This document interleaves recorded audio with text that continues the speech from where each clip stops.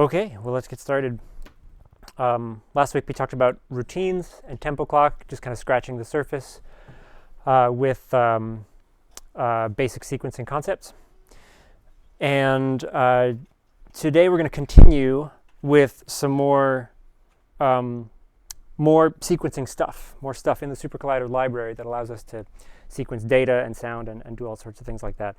Before we get into that, I wanted to tie up a loose end from last week's lecture.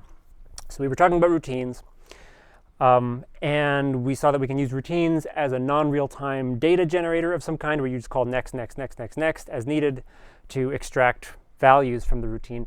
And routines can also be played on a clock, and in that context you can call synths and do other sound-related things as a way of structuring that in time. And so what I have here is a synth def, and I'm using an impulse generator with a frequency of 0, which causes it to output exactly one impulse and then silence. It's kind of a neat trick here. Scaling it down and making it stereo, and then I just have a very short line to provide the synth def with a done action too. So every time I make a synth, it just makes a little click. Right? Nothing to it. And then I have a routine which loops calling a synth and waiting for some amount of time. Let's make it half a second for now. So if we play this, no surprises, it's making a synth twice a second. And as we decrease this wait time, this still sounds okay. And that's okay. Maybe this sounds okay, but if we get, really low, close to 0, do you hear how it's kind of not consistent? It's like it's kind of crunchy. It's like a little irregular. And let's open up the scope, and let's make this down to like even smaller here. I know this is like not a pleasant sound. Maybe it is. I don't know. Who am I to judge? But so you can see if we'll try to line this up kind of nice here. Yeah, and so you can just see from the scope that not all of them are firing. Like it's sort of, some are kind of getting skipped over or something like that. And so it's a good question is, what is actually, even if we just switch back and forth here, even that is enough to kind of mess things up a little bit. And what's happening here is we're inside of a routine, and we're doing this sort of language side synth call, and then waiting for a short amount of time, and then doing it again and again and again and again. And the way SuperCollider works is we've got the language and the server, two separate applications, and whenever we do anything related to sound, creating a synth, setting an argument of a synth that's currently running, anything like that, what happens is an OSC message is generated and passed internally, over the sort of local computer network from the language to the server, and there's no sort of guarantee that it will happen with consistent timing. So we're just saying, send this to the server, and the server will say, as soon as it gets this, it's going to make the sound. And who knows what else is going on your computer at any given point in time. These computers are doing a lot of stuff in the background. If you just look at your activity monitor, probably going to be like several dozen processes and just other things happening on your computer. Lots of things can sort of trip up this communication. And the smaller the wait time gets to 0, the less of a guarantee we have that this is going to be consistent. So the solution here is to wrap sound generating, when you're inside of a routine and playing it on a clock, any synthesis code should be wrapped in s.bind, like this. And you can do parentheses, that's fine too.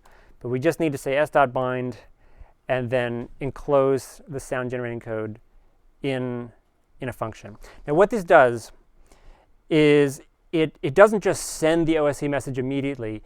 It adds it to an OSC bundle and appends or includes a very specific time tag, which so it basically will take the now time, add the default server latency, which is 0.2 seconds. This is not the same thing as audio latency. This is OSC latency. So it's just like a little buffer space to, it's going to generate the message, evaluate the function, and send to the server, hey, at this time exactly, play this. And so it gives the server hyper-precise timing.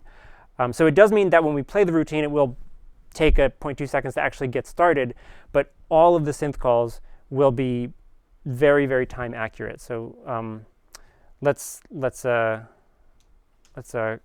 do this and this and this. So going back to this crunchy version here, compared to this version,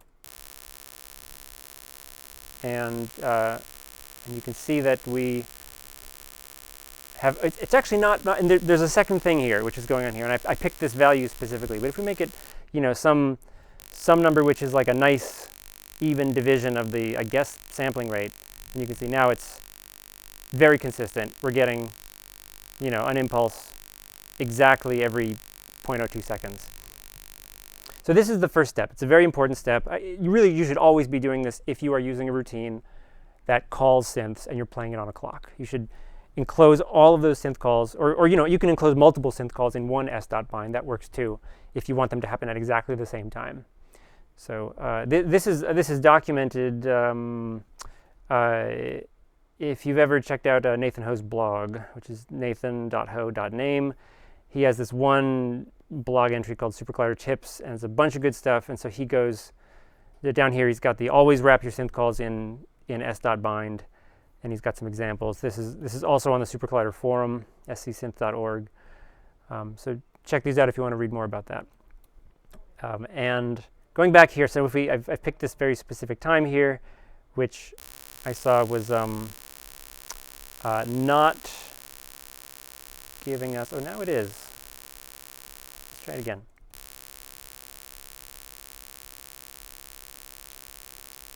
Yeah, and so you can see there's a little bit of jitter in where these impulses land. And so the second trick that you can deploy is to use OffsetOut as the UGen that writes the signal to the bus instead of out.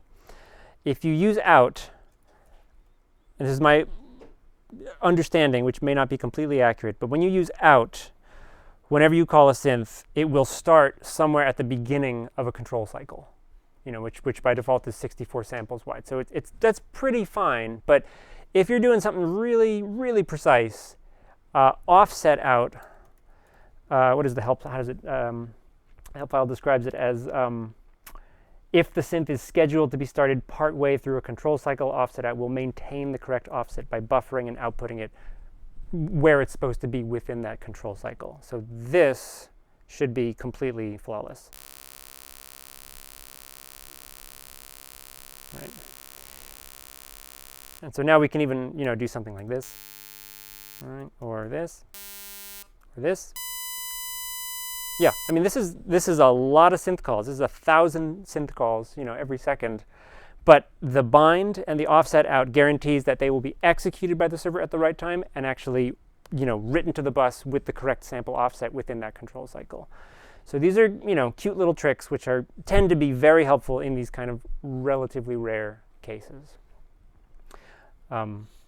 And Nathan is correct that this thing is often overlooked, as I overlooked it last week. Right? It's important to just be aware of this stuff. Now, if you are just doing stuff like this and just doing relatively infrequent synth calls, and you don't really care about super precise timing, like on the sample level, then you can get away with this without s.bind and without OffsetOut. But just something to keep in mind. Clear enough? Yeah. All right. So let's get into our actual stuff for the week. I've actually prepared some code ahead of time. What we're going to be talking about for today and probably next week as well is it's a collection of various classes that encompasses patterns and events, and also ties in with the idea of routines and the parent class stream. So last week we talked about, you know, we have some function which defines some sequence, and we then deploy that in a routine. So the function is kind of the process that defines the sequence, and the routine is the object that performs the sequence. And we're going to do kind of something similar here, where we have patterns which define some sequence, and then various types of patterns can be played, which produces something called an EventStreamPlayer, which is the equivalent of routine in that it is the live process performing the defined sequence. So what I have here is just a very similar version of a routine that we wrote last week. We have our notes function, which starts with a value of 50, and as long as that value is less than or equal to 105, we yield it back to the calling process and then add 5. So, and then we dump that into a routine called notes, and then we can call next notes, and we get values up to 105, and then we're sort of done. A lot of patterns are what are called value patterns, and they're called value patterns because they work specifically with numbers or other types of fundamental data. And they're little concise pre-packaged units that do sequences like this without us having to kind of write it from scratch. So let's just take a look at some value patterns. And if we go into the help browser, we can go to streams, patterns, events, and then at the top, patterns, and then there's a further subcategories of these patterns. And so let's see, I'm actually not sure which category we care about here. Let's look at random. So these are patterns which generate random numbers in one way or another. And we'll take a look at p-white to start. So p-white, much in the same way that white noise is a signal where every audio sample is a random float between -1 and +1, p-white generates values between a minimum and a maximum with uniform distribution. And it takes a few arguments, a low value, a high value, which determines the boundaries, and then a number of values to generate. So let's say p equals p-white from, let's say from 0 to 15, 4.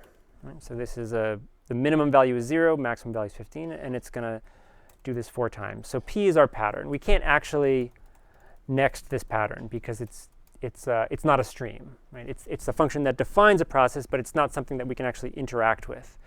So instead, to use this in a non-real-time context, we can say q equals p.asStream. And you can see that what's returned here is a routine. Routines and streams, a routine is a subclass of stream, but for all intents and purposes, they're pretty much the same. And so now q is a process that responds to next. And there we go. So we got 4 random numbers between 0 and 15, and that was the end. We can reset and go again, and we'll get another sequence of 4 random values. So this should all be pretty straightforward. If we, one nice thing about these patterns is that we can say you have no end, right? You will always respond to next by giving us another value. So make it a stream, and we can next. We will never run out of values. Really no point in resetting it this time because it's random every time. Yes, question? If we call the asStream method on the p-white class, does that do the same thing? Could we then use p.next? Yes. If you wanted to, you can call asStream on the, here's why I think this is maybe not the best idea. I mean, it really depends on context. So this is totally fine. Now p is the stream. So we call next, by saying asStream on a pattern, so what's returned here is the routine or the stream. And so p is now the performing process. And what we don't have access to here is p-white itself. And you might want to save that in a separate variable so that you can then use it elsewhere for whatever purpose. So much in the same way that we have notes func and notes, I'm doing something similar with p and q. P is the pattern, q is the stream. So yes, but maybe not necessarily the best idea. All right. Now let me show you in this particular algorithm here can be done much more concisely and reliably with a pattern, and that one is p series. By the way, all these pattern classes start with capital P. So just because something starts with a capital P does not necessarily mean it's a pattern, but all patterns have a class name which starts with a capital P. Helps us kind of see them in the code, I guess. So we'll say, so p series takes why don't we just look up the help file so we can see it on the screen here. A start value, a step value, and a length. And so this is just an additive series. So we'll say 50, 5, and then what is this, 11, I think? I needed to do one more, right?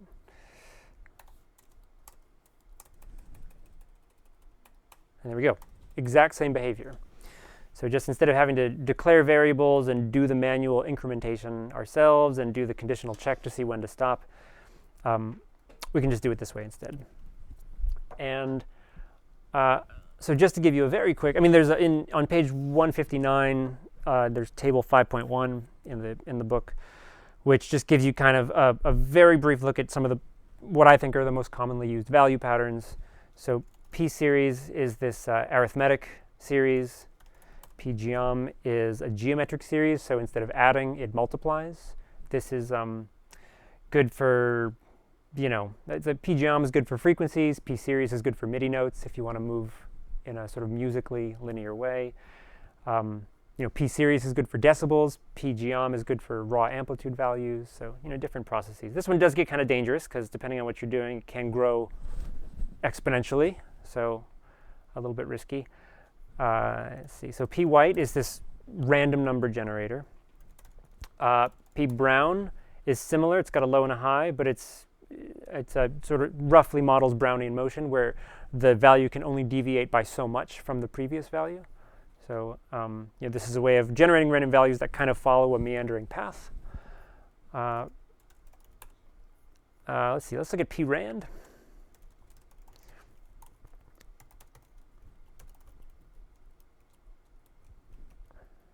Prand will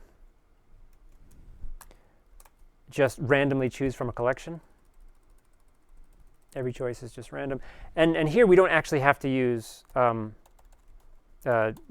numbers. Prand is just choosing from an array. This array can contain anything. Pseek takes a collection, an array, and will return values in order. So this is really good for just sort of normal, regular melodic sequencing. If you have some melody you want to play over and over again or whatever, any sequence of values. Variations on prand, there's pxrand, which chooses randomly from a collection but never chooses the same value twice in a row. Sorry. So, if you have 5, 5, 7, and 9, like this, you will never see 2 5s in a row or 2 7s in a row. So it's always going to bounce around. Now you can, it's not smart enough to anticipate something like this. Right here, it's probably going to pick 5. It thinks of these 5s as different values. So just keep that in mind. There's also pwrand, which takes a collection of things, and then the second argument is an array of weights, weights, which should sum to 1, and it will use those as probabilities. So something like this. It's going to pick 9 about 80% of the time. Oh, hang on. pwrand. So mostly 9s, and then 5s and 7s occasionally. If you are dealing with a lot of things and you don't really want to deal with like a bunch of numbers that all add up to 1, you can just kind of rough it in and then normalize sum. We'll scale the values in a collection so that they sum to 1. So never really a bad idea to just put normalized sum, just in case you get your math wrong or something like that. Anyway, the list goes on, and I just want to sort of kind of give the concept of these value patterns. You define them. Each one has its own kind of special flavor, and if you want to use it in a non-real-time context, you as stream, and then you can call next. Another thing you can do is, let's say, take this again here. So we have our p white that goes on forever. We know we can say next, next, next. We can also say next n, and then provide a value, and we will get an array of the next that many values in case you need an array or take a big chunk from the pattern. If the pattern is finite, you can say all. I'm really going to make sure this is finite here, and that'll give you the entire output of that stream. You want to be careful to not call all on an infinite stream. You'll have to, the language is going to become unresponsive, I think, because it's basically stuck in a loop. So be careful with all when working with infinite streams. I would encourage you to just dive in to streams, patterns, events, and just kind of poke around in some of these patterns. Each one, it's got a help file and some examples. And I think one of the best ways to just figure out, what's the pattern I need to do this specific thing is to just ask questions. Now, before we move on to events, I do want to mention that you can do math with patterns as if they were numbers. If patterns return numbers, you can apply mathematical operations with those patterns as if they were numbers, much in the same way that you can apply mathematical operations with UGens, because a UGen is really just a sequence of numbers. So if we say something like p equals p white some float between 0 and 1 times p seek that bounces back and forth between -1 and +1. This is a way of giving us random values between -1 and +1, but the sign will always flip.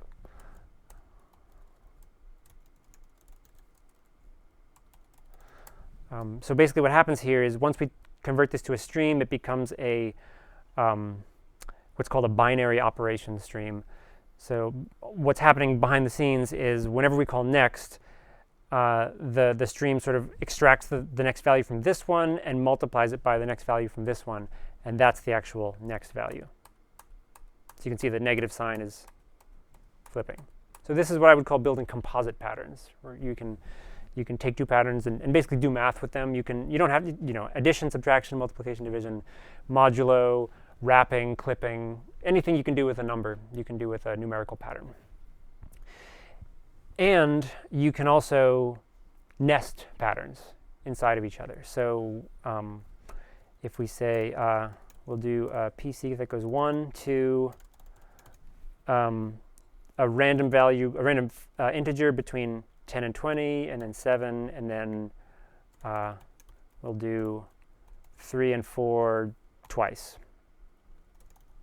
I know there's a lot of stuff I just typed here, but here's the actual array that the outer p-seek is using. It has a 1, a 2, a p white that has 1 repeat, or one iteration, a 7, and then a p-seek that has 2 repeats.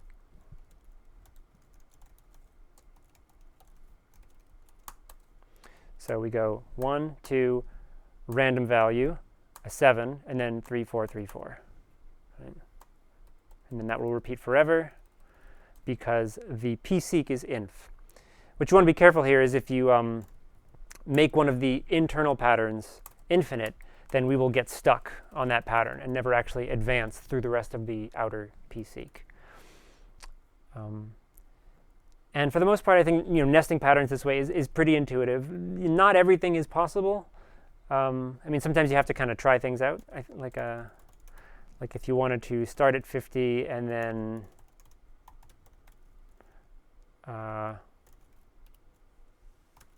say do this 10 times.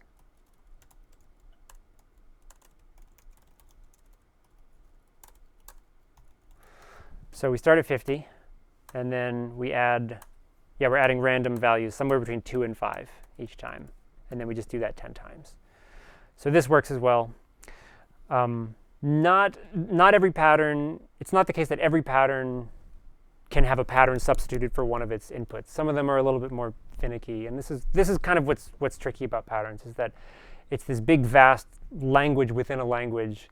And I think the biggest challenge is just sort of having an idea and then trying to hunt down the pattern or combination of patterns that achieves that goal. One last useful thing here: if you've got a function already that would get normally dropped into a routine, you can use a pattern called proute, which just takes that function. Let me actually just define it here. So we've got our notes function, and we just say notes func.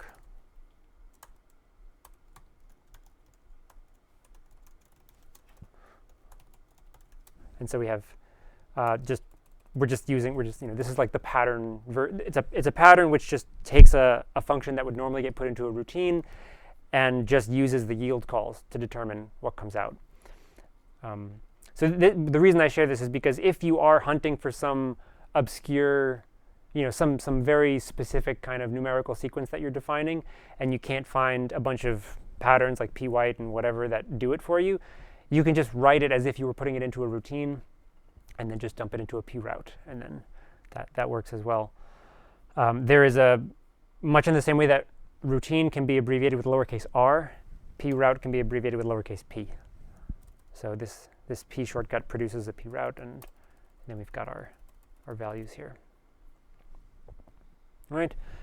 A lot of patterns. Take some time and explore that on your own. Let me talk now about events. This is kind of the other half of the equation. Events are not really inherently sequencing objects, but they are used in a fundamental way with patterns to create sequences of sound. So an event is really just a collection. It's a deep level subclass of collections. So in that way, it's related to arrays, lists, all sorts of, a singular thing which holds multiple things. An event is one of those things. And there's a shorthand for creating an event, which is to make a parenthetical enclosure. And an event is just an unordered collection where each item is stored at a unique name. So sometimes an event is called a namespace or something like that. So we can say foo 7 bar 9 baz -3. So there's our event. Right. It is, in fact, an event. E.keys. Here are the keys in this event. Keys are just symbols, and with this colon syntax, we don't have to do the backslash. We can, if we want, that's fine. And we can say E at foo returns 7, at bar returns 9. That's basically it. So, forget about sequencing for just a second. Events can just be useful if you want to store things that have names and you don't care about the order, and just as a nice way of calling them.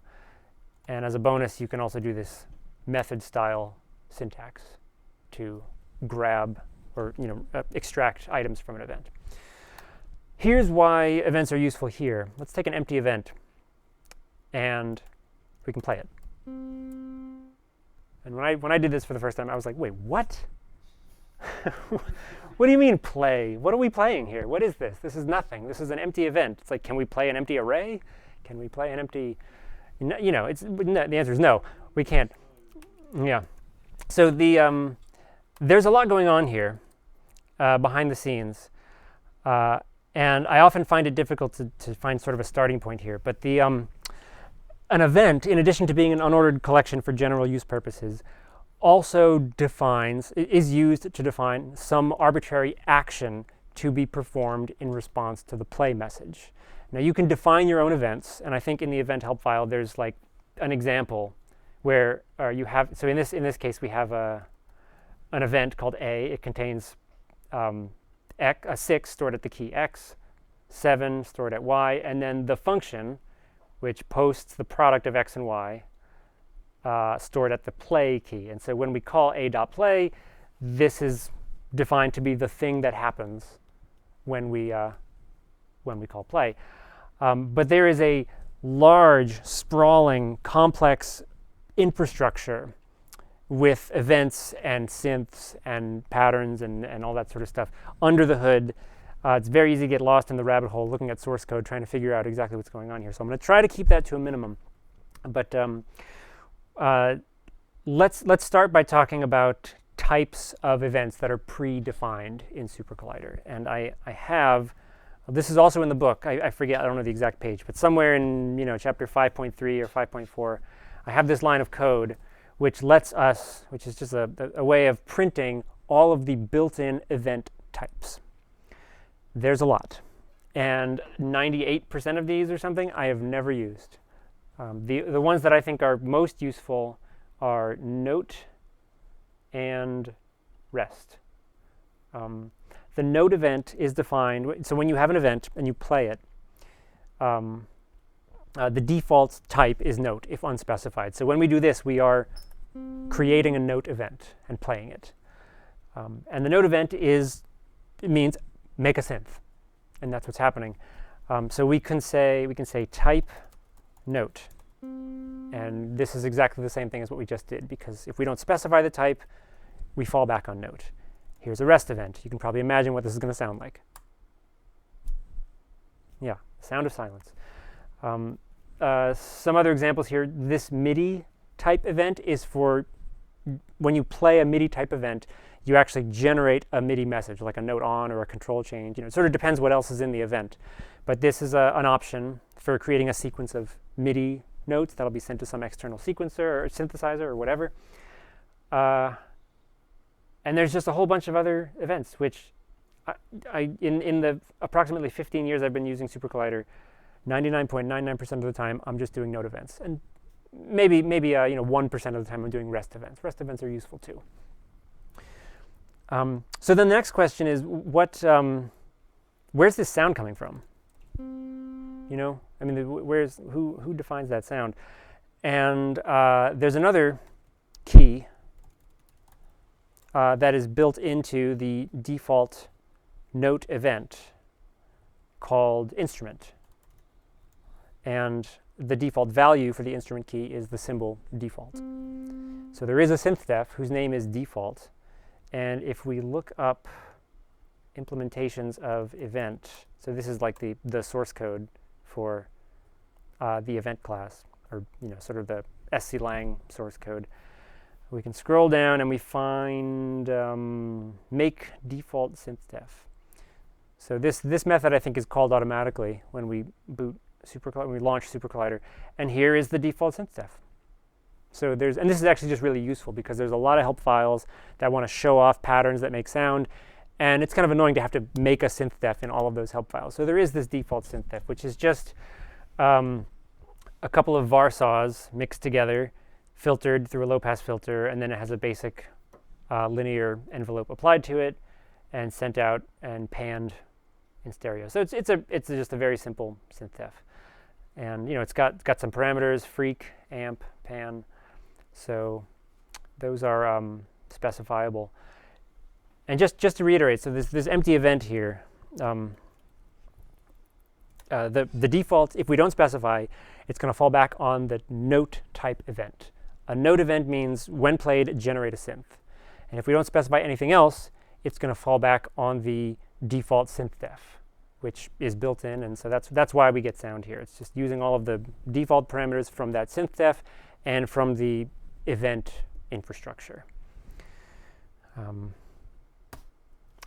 right. Now let's see. Let's use our own synths here. So I have this. This is basically almost exactly the same version from last class. It's just this triangle with a sustaining ASR envelope. It's got a triangle wave with a base frequency that's being detuned by an array of 5 random values, and then mixed to stereo, passed through a low-pass filter, and then the envelope and amplitude are applied, and out it goes. So if I want to use my own synths, I just give that name instead. Right? And once we specify the type of, once we say we're doing note events and we provide the name of a synths, then all of the other arguments in that synths become available as valid parameters. So we'll go ahead and copy this up here just so we're not scrolling around all the time. So we can add to this freak, 500. Right? And we could say things like amp 0.5. So one thing that might be a little confusing, let's say we default the amplitude to 0.5, right?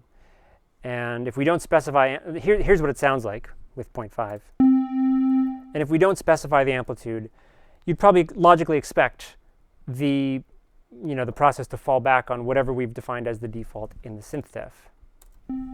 But it doesn't. It's using some other value here. And that value is 0.1. And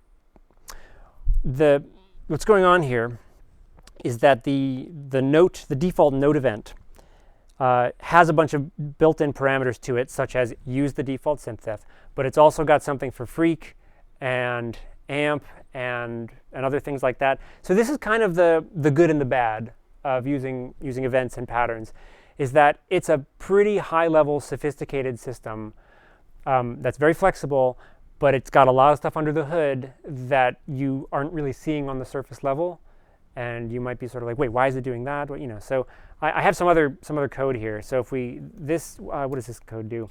This gives us all of the built-in keys, I think, in the this might be the default node event.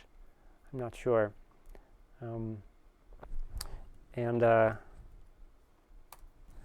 Here, this code is definitely in the book, and this kind of separates out the different parameters that are built into the event infrastructure here.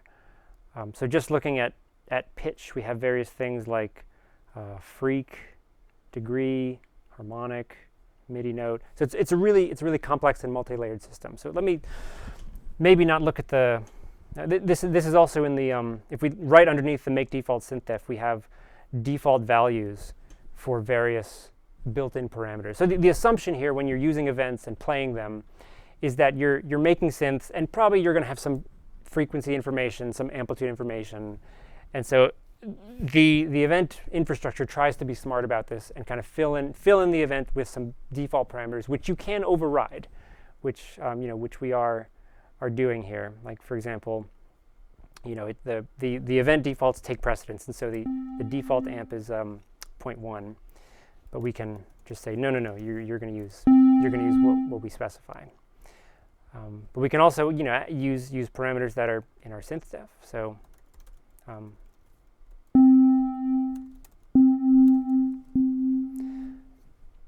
and we can put extra crap in here. I mean, you might say, what's this going to do? Well, it might do something, it might do nothing. And it does nothing, because foo is not defined in the synths, and it's not defined in all of the many default event infrastructure stuff. So if there's extra stuff in an event, it'll just get ignored. It'll get added to the event, but it will have no effect. So all right. And I know I always, every time I teach this lecture, I think to myself, it's just so chaotic. I'm jumping from thing to thing, and so I do jump in if you have questions. Yes. So I see that we're like inheriting from environment, and like in the help file to the right there, we're calling those other keys with environment variables, as well as the event source code that's calling a bunch of stuff from environment variables. Oh, you're looking in here, you mean? Yeah. Yeah, the use of environment variables here. Does that mean that each event has its own environment variables? Or if we said that, say, in our little default synth, if we had an amp key that we say is environment variable amp, and then outside of that event we define amp, does it grab that value, or does it look only within the scope of the event? That's a great question. Yeah. So the whole idea with, okay, so to answer one of your questions, does an event use its own environment? The more accurate answer is event is a type of environment. Okay. It's a direct subclass of environment. Mm-hmm. So And we saw this kind of right here. Like when you define an event or an environment, the keys can be referenced at other keys using this tilde syntax. And so in this context, so if we do something like something like this and this, we get 42 because when we play this event, we evaluate this function. But then if we check somewhere else, what is x? It's nothing, right? Because in this context, we're dealing with the current environment, which is this kind of top-level environment where when we're working in the language, we have this another environment which is created for us, which provides us the convenience of using these tilde variables. But there are lots of situations where you want to create a dedicated environment which only is used for this context, and only in that context do these tilde variables have those values. And then outside of that context, they are nothing. I don't find myself having to deal with that too often, but it is important to keep that in mind.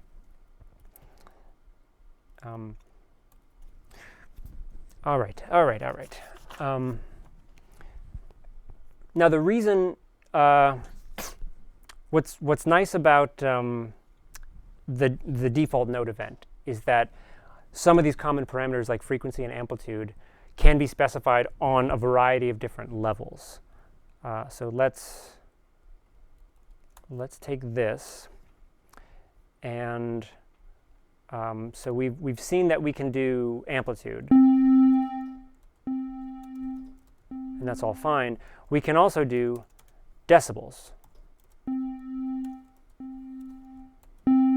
and this is maybe initially a little bit surprising because there is no dB defined in this synths.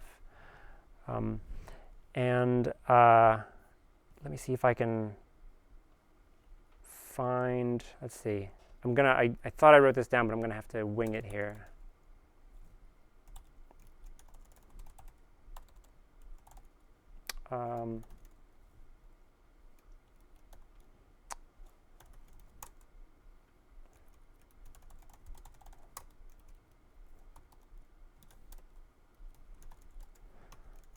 Okay, yeah, so here what I'm doing is I'm digging into the default event structure.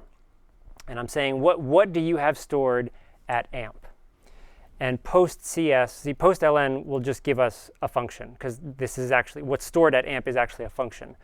Post cs, which is short for post compile string, is a clever trick to actually post the guts of a function. So we can see that amp is defined as whatever the the dB key happens to be converted from decibels to amp. So we can say, okay, then what's dB? And the default value is -20. So when we do this event here and just play it, we're not providing any information. We're making a node type event because that's the default. We're using the default synths, and as a convenience, the event says, okay, we're also gonna set the default decibel level to -20, and that gets converted to amp automatically because amp takes that decibel value and translates it, and then that's what actually gets plugged in to whatever synths we're using. Now, so for that reason, it is, if you're going to be using patterns and events, to name your sort of main amplitude parameter amp. And let me show you why. So if we, let's say we're just saying, I feel like calling amplitude volume today. Right? So the volume is going to be 0.5, and we can,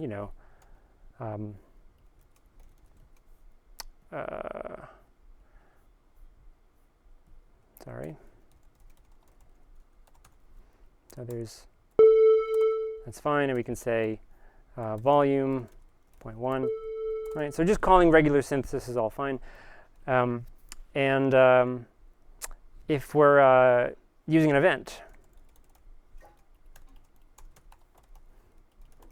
right? So we can say volume. Now, volume isn't in the default event structure, but it is in the synths, so that's fine. But what this means is we can't do amp. Right? So there's no effect. And we can't do dB. This is also going to have no effect. So what's happening is that these dB and amp values are getting plugged into the default event, and then when the event is played, it says, okay, here, synthDef, here's your value for amp.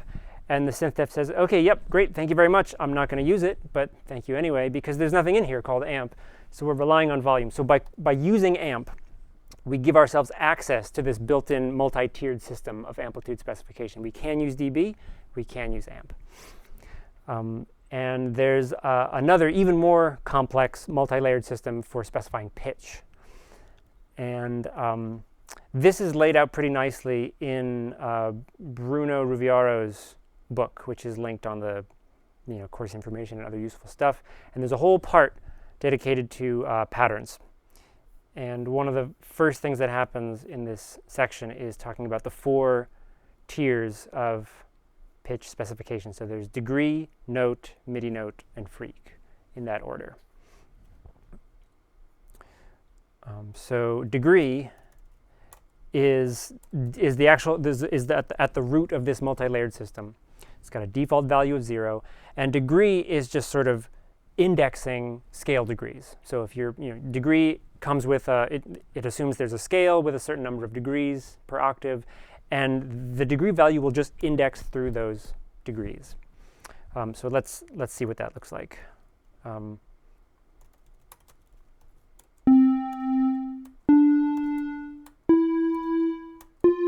You've just got a normal, major scale here, right? And actually, so I reevaluated the synthDef to go back to our amp version, and so now the default dB minus 20 is getting converted into 0.1, and that's getting plugged in.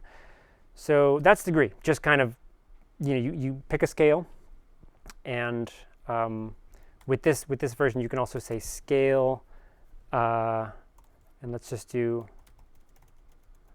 minor pentatonic scale. So we're just doing scale degrees here, and then we can say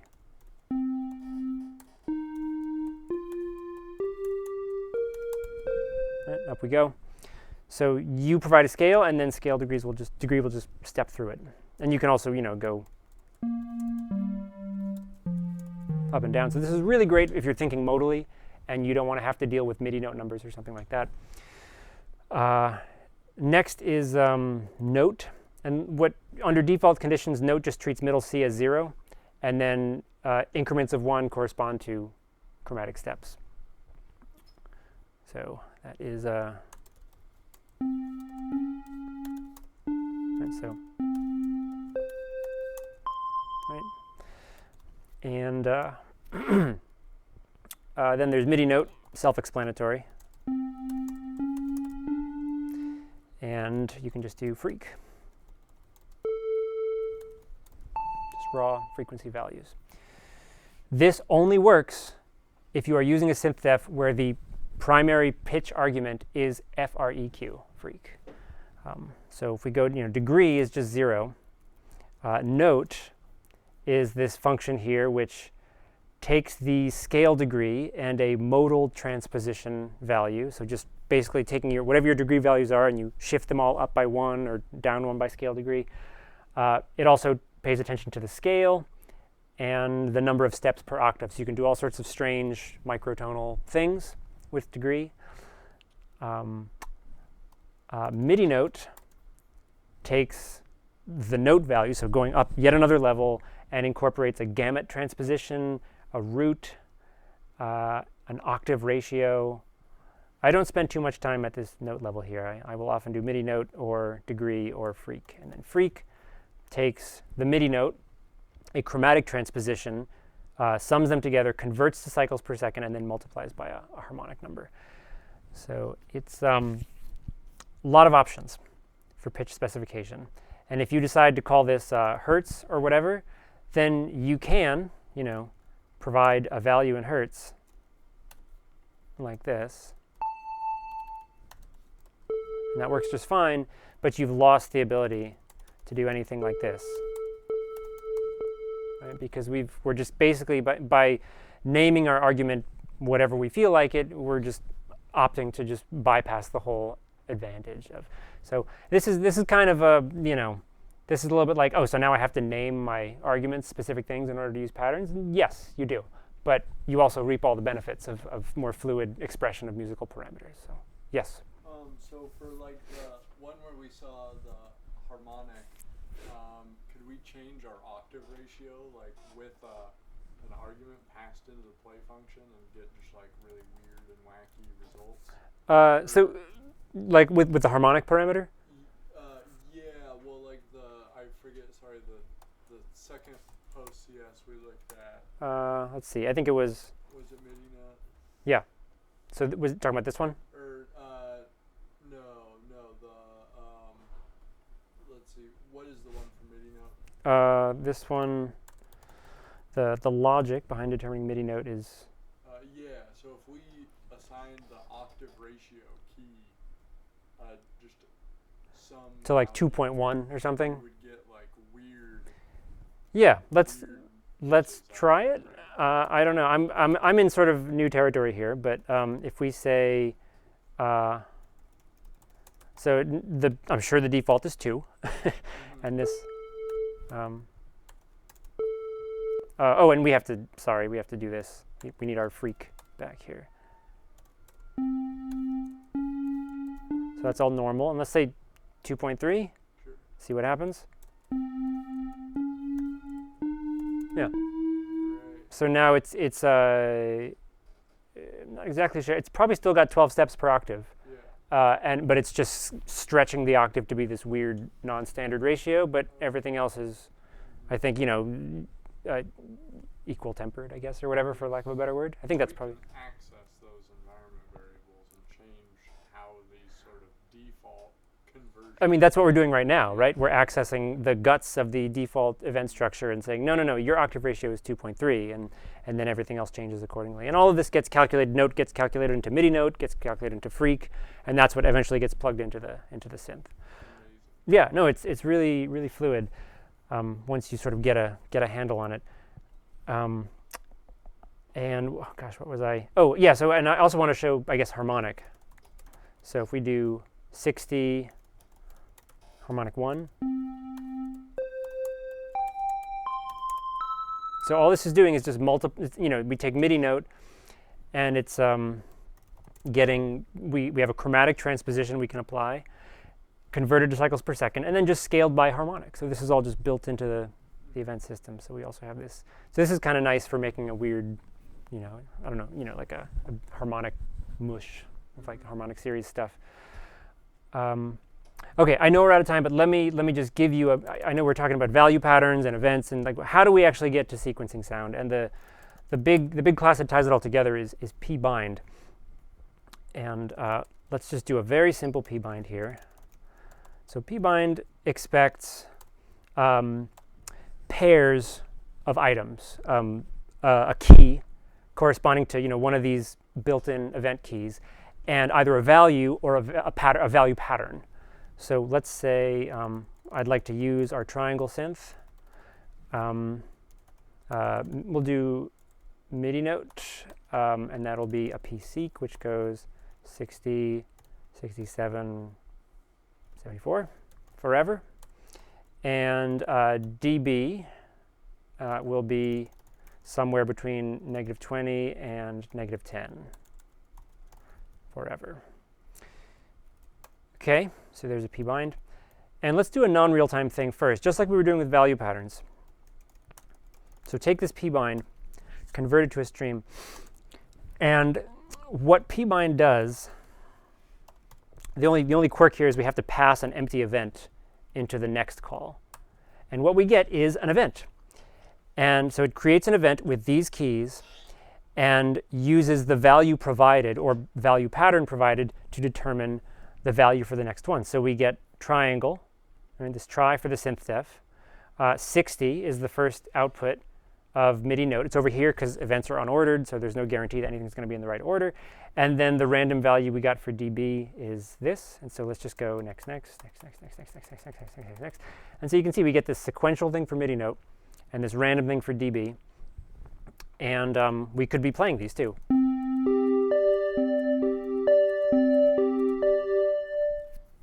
Right?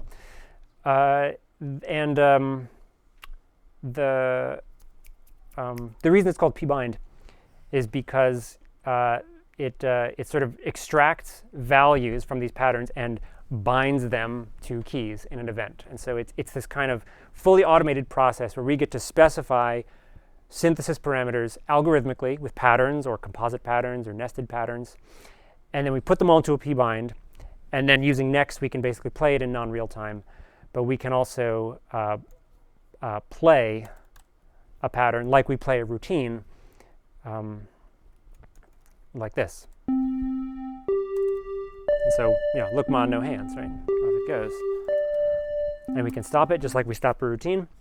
And the reason I think I got confused with stopping and resuming a routine is because I'm pretty sure, I don't think I'm going to eat these words, but I'm pretty sure you can stop and you can pause and resume a played pattern, which as you can see returns an EventStreamPlayer, a different type of stream. So if we do this, let's pause it here. Resume. I think you can even, maybe you can even resume after stopping, which is cool. Okay, there's some other questions that remain, like what is determining the timing of these synths? Why are they happening with the timing that they're happening with? And another thing is if we are just playing a synth,